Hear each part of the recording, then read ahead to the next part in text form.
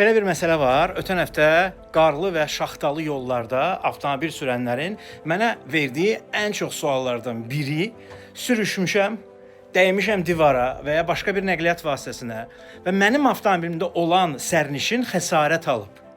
Onlara icbari sığorta ödəniş etməlidirmi? Xeyr, etməli deyil.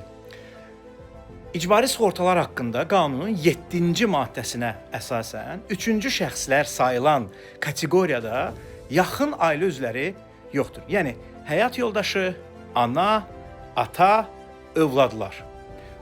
Bu baxımdan sizin avtomobilinizdə sürüşüb harasa dəyəndə icbari sığorta avtomobilinizdə xəsarət almış şəxsə ödəniş etməyəcək. Amma sizin 6 aydan 1 ilə qədər sürücülük hüququnuz məhdudlaşdırıla bilər. Üstəgəl 500 manat da cərimələnə bilərsiniz. Belə bir məsələ var. Rubrikasını isə Belko mühərrik yağları təqdim edir. Belko premiumu əl çatan etdik.